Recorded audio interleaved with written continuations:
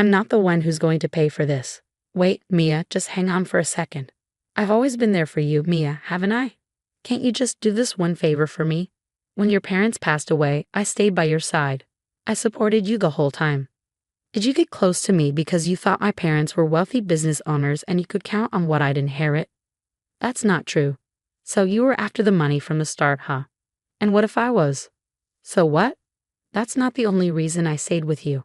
I also thought, did you enjoy having a wife who made more money than you? That's not what I meant. Did you think getting me pregnant quickly would stop me from leaving you? Look, I've done everything for you, haven't I? I've done whatever you wanted. Everything I wanted? Give me a break. You only did it for yourself. Thank goodness I never got pregnant. My name is Mia. It's been 8 years since I married my husband, Jake.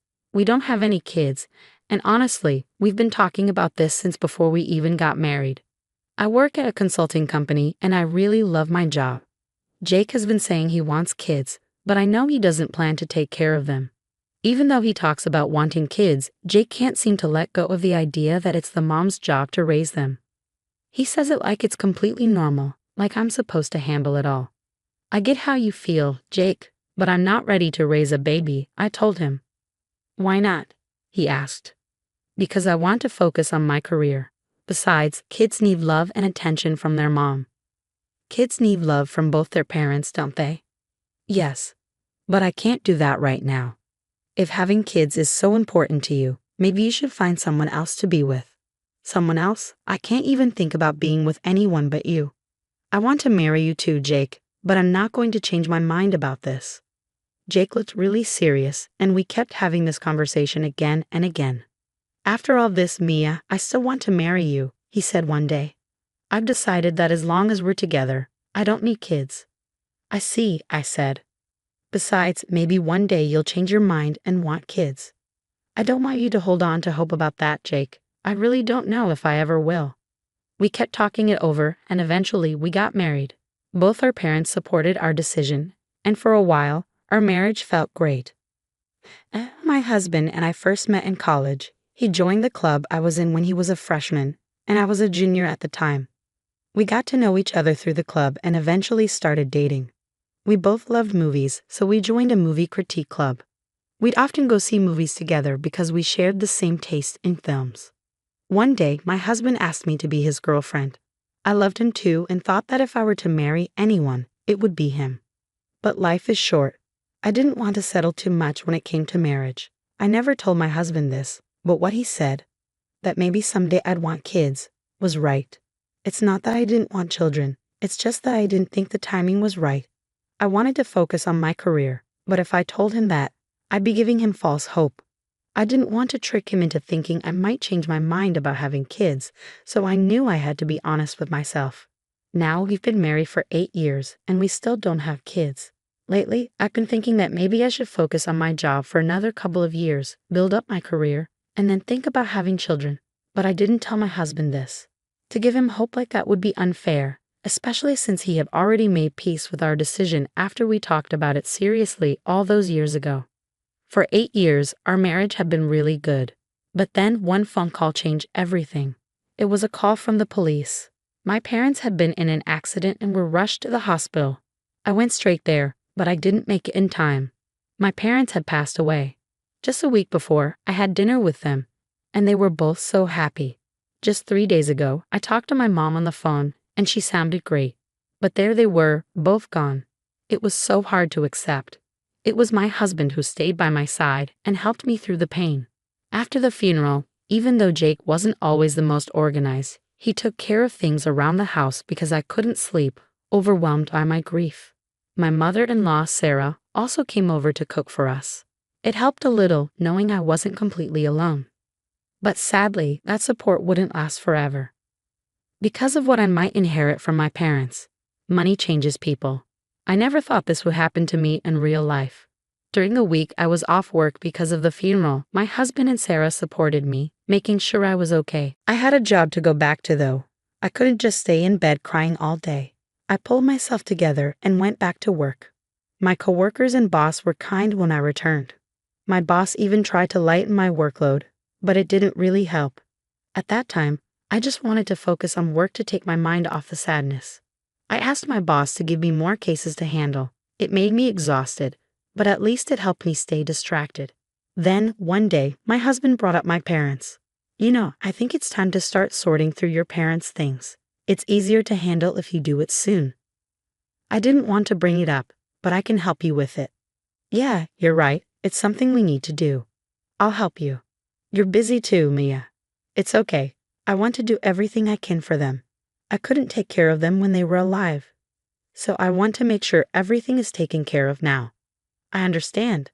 Let me know if it gets hard. I'll always be there to help. Thanks so much. I followed my husband's advice and spent my days off going through my parents' things, documents, their assets, and inheritance. That's when I found out they left me about $2 million. After that, I kept working through the house and sorting their belongings. It took a long time to clean up the house, and it brought back so many memories. I grew up there before moving out to get married. It was full of memories. In the summer, we ate ice cream in the garden, and in the winter, we built snowmen. Thinking about those moments made me tear up. I wish I could raise my kids here, I whispered to myself. In that moment, my thoughts about having kids changed a lot. I won't hold back anymore. I'm going to tell my husband how I feel. I left with that thought in my head. But in the end, my husband and I divorced without ever discussing my feelings about having children. When I came home, my husband greeted me. Welcome home. Thanks, I'm back. Hey, your parents' inheritance, it all got transferred to you today, right, Maya? Excuse me? Well, you were talking to someone from the bank the other day, right? You were listening to the conversation. Oh, yeah, I overheard it. There was no way Jake could have heard it. I was in my study, picking out clothes when the bank called. Unless Jake had come into my study, there was no way he could have heard. We both have our own study rooms, and we don't usually go into each other's spaces. If he heard my conversation, that means he went into my study without telling me. Something felt off. It's true that you'll inherit $2 million, right? What? I didn't tell you that, did I? No, I found a note on the floor a few days ago. He's lying. I did write that down, but it was in my planner. That means Jake went through my things. I haven't received it yet. Oh, okay. Well, I've got a lot to do right now, so I haven't had time to actually receive it. I see. My husband didn't ask more questions after that, but I could tell he was acting strangely. Was it just me, or was Jake acting strange? There was no way Jake could be after my parents' inheritance. He had been so caring when I was grieving. I kept telling myself it wasn't possible. But the next day, my doubts were confirmed. Mia and her husband, David, came over, and I learned the truth. I'm home. Welcome home, Mia. Oh, and David too. You're all here. Yeah, because today's a special day. What's the celebration? Oh, come on, Mom. Just wait a minute. Remember, Mia hasn't received the inheritance yet. Yeah, but it's already decided she'll get it, right? So that's good, isn't it? What are you all talking about? Oh my gosh, Jake didn't tell you. We're going to rebuild our house. Really? I didn't know about that. Oh, is that so? Well, we'll be waiting for you to pay for it. Huh? We're using your parents' inheritance to rebuild our house. David said something I didn't know before. Apparently, when my parents passed away, John had assumed their inheritance would be a lot. He promised David that he'd use it to rebuild their house and that we'd move in with them. And of course, he planned to use my parents' inheritance for it. You've got to be kidding me. I'm not going to pay for that. Wait, Mia, hold on. I've always been there for you, Mia, right? Can't you just do this one thing for me? When your parents passed away, I stayed by your side, supporting you. I didn't leave. Did you get close to me because you thought my parents were rich and you could count on what I'd inherit from them? No, that's not it. Oh, I remember now. You kept asking me about my parents before we even started dating. What was that about? No, that's... So you were after the money from the start, huh? Well, so what? Even if I was after the money, that's not all I wanted. I also thought you... Was it fun for you to have a wife who earns a lot for you? That's not what I meant. Did you think that if you got me pregnant quickly, I wouldn't leave you? Well, don't I deserve that? I've done everything for you, everything you've asked. You did everything I asked. Oh, please. You did that because it was what you wanted, didn't you? Thank goodness I didn't get pregnant. Hey, Mia, by not having kids, you're not taking care of us as your in-laws, right? So at least pay for a new house. No way. I don't owe you anything. I don't even want to stay married to your son. What did you just say? Oh, Mom, just stop. I did get close to Mia for the money. If we divorce, she'll be the one in trouble because I'll take half of what she owns anyway. Well, I'm fine with a divorce. Getting half of what you own is better for me. Is that so? Then can you just leave since we're divorcing? Huh? Why should I leave? Because I own this house and it's under my name. Are you going to pay the rent? It's $3,500 a month. Can you handle that? How dare you mock me? Of course I can pay that much. Oh, really? With your salary of $2,800 a month? How do you plan to afford rent? Were you investing or something? Well, then I guess I'll leave. Huh? Wait a minute. Actually, I didn't like this house from the beginning, so I'll be the one leaving. But that's not because I can't afford the rent, okay? Okay, if that's what you want. Well then, please leave. It's too bad for you, Mia, that half of what you own is going to be taken away in the end. Sarah said that while looking down on me. But, in any case, David, what was the point of you even being here? He stayed silent the whole time. I don't get why he didn't say anything. After that, I figured things might get complicated with the divorce, so I hired a lawyer. Just as I thought, both Jake and Sarah made it hard during the whole process. Of course they acted like that. They didn't get my property or my parents' inheritance. John thought he could get at least $1 million from the inheritance. But he didn't know that inheritance doesn't count as shared property in a divorce. He must really be an idiot.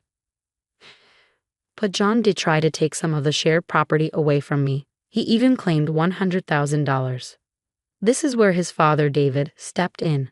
It turns out David was fed up with his wife and son. He fully supported the divorce and was even planning to divorce Laura himself. Laura begged David not to leave her, and he agreed to stay, but only if she didn't get anything from me. Laura, not wanting the divorce, tried to change David's mind, but in the end, she agreed not to take anything from me. I'm glad David stepped in. I guess he wasn't quiet for nothing. On top of that, David was the only one who reached out to apologize to me. He promised to keep both John and Sarah in check so they wouldn't bother me. He also expressed his condolences for my parents. After that, my ex-husband and I got divorced, and I was finally free. My ex-husband tried to call me once, asking to get back together, but I ignored him. I didn't owe him anything. Jake and I had lived off my earnings, but now David was handling all of Jake's money, so he won't have much freedom anymore. Jake and Sarah got what they deserved. As for me, I decided to move out and live in my parents' house. 4 years later, I remarried and am now pregnant. I'm grateful to have a child, even though I'm over 40 years old. I look forward to eating ice cream in the garden with my son. So, Jake was after Mia's money from the start. He saw kids as a way to control the situation. Now, Jake won't be able to live a good life. Anyway, I'm cheering for Mia's new start. Thank you for watching until the end. Please subscribe to our channel. We hope to see you in our next video.